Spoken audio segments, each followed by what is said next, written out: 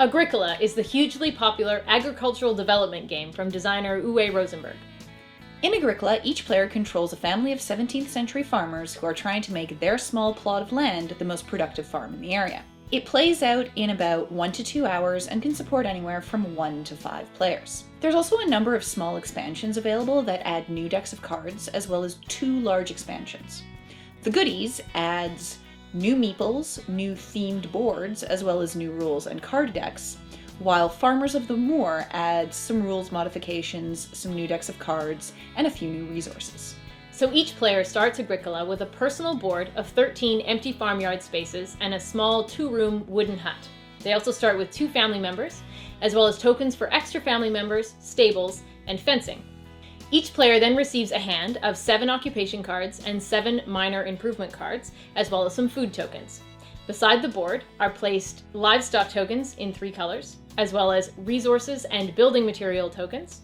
There are also extra food tokens, beggar cards, and major improvement cards which sit on their own board. Over the course of the game, players are going to develop their farm and their buildings by sending family members out into a central action board. At the start of the game, a number of action cards that are determined by the number of players are going to be laid face up on that board, and then the remaining action cards are laid face down according to their stages.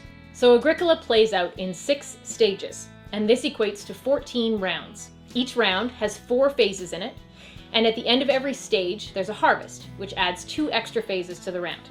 At the end of the final harvest, which happens in the 14th round, all of the players tally up their victory points.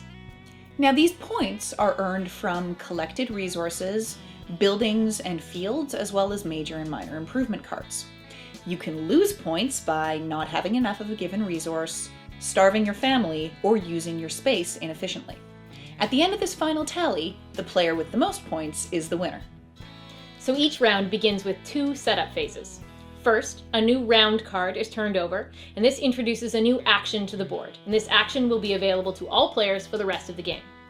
Second, all of the actions on the table with arrows on them have their resources or their goods refreshed. Next comes the work phase. In turn, each player is going to send one of their family members at a time to an action space on the action board, and then they're going to take whatever action is listed on that space. Now, only one family member can take an action in every round, so it's possible to block somebody else from taking an action they really want just by getting there first. So most of the actions allow you to collect resources that are on that particular space, but some of them allow you to use those resources to expand your hut, to plow your fields, to build fences, to expand your family. Some of the actions allow you to spend occupation cards or spend minor improvement cards. You can also collect major improvement cards if you meet the prerequisites. Occupations can provide bonuses to collecting resources or taking actions, or they can affect the way that you interact with other players and collect victory points. Major improvements are going to let you convert grains, vegetables, and livestock into food, or they'll give you a significant bonus to one particular action. Minor improvements can affect anything from granting bonus resources to letting you take an action for free, or just giving you extra victory points. So once all of a player's family members have finished up their actions, they return home and the round ends. There are also certain actions that you can take at any point in a round. For example, converting livestock, vegetables, or grain into food. At the end of each of the game's stages, there is a harvest. Now, during the harvest, the players will gather the fruits of their labor and they will feed their family. Now, if you can't feed your family, you're going to collect beggar cards, and beggar cards are going to cost you some points at the end of the game.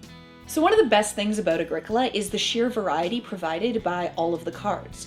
You've got 3 separate decks of minor improvements and occupations just in the base game, and then every expansion adds an extra deck, so there's just so much mixing and matching you can do. It means you're never really going to get tired of all the different combinations and options available in the game. Besides the cards, it's got other really, really nice components, especially all of the wooden pieces, although I kind of question their choice to use quite as many similar looking shades of brown.